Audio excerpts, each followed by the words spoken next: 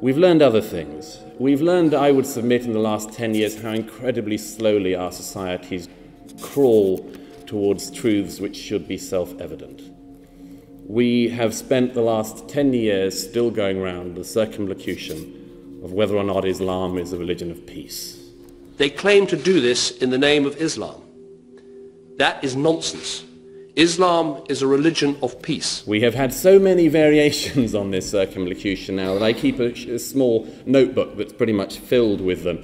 My favourite is the movement from "this terrorist attack has nothing to do with Islam" to "it has nothing to do with Islam and Islam is in any case a religion of peace," to Barack Obama's best hit ever, which came last year after an American hostage was decapitated in Syria. And Barack Obama said, it not only doesn't have anything to do with Islam, it has less to do with Islam than any other religion. So, if somebody cuts off someone's head while shouting Allahu Akbar, the Buddhists should get it.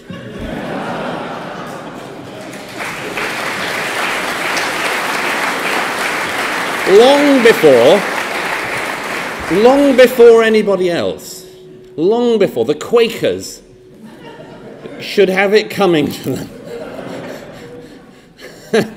As President, I have repeatedly called on our Muslim friends and allies at home and around the world to work with us to reject this twisted interpretation of one of the world's great religions. And it's bizarre that that is a situation which we've come to. We have come to a situation, as people have said about the Satanic Verses affair, where we've internalized the fatwa.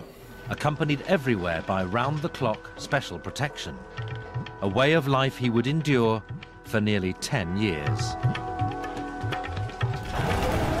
What was it about this novel that pushed Rushdie's life to the edge and created an international crisis, the like of which has never been seen before or since? This is the extraordinary story of the Satanic Verses affair.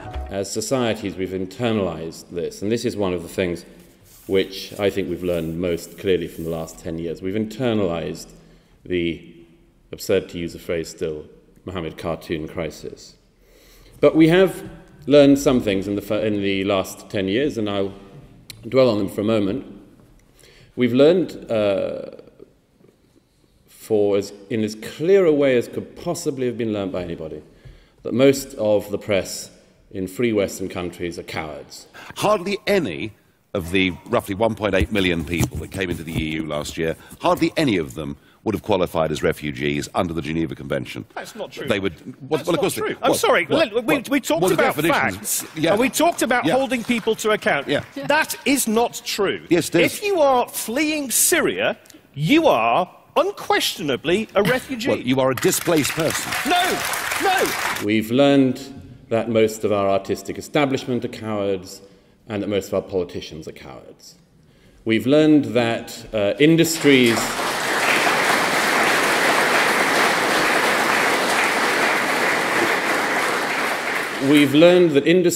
that spend much of their year in awards ceremonies patting themselves and each other on the back for their bravery stop when an actual act of bravery may be required.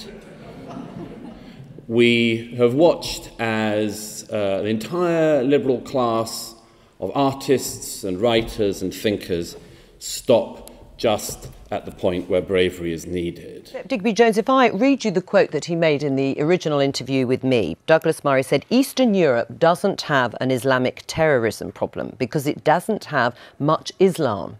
France has the worst problem because it has the most Islam. Now, he doesn't say it's all to do with extremism. He is talking about Islam. Are we ever, he says, going to draw any lessons from this? Apparently not.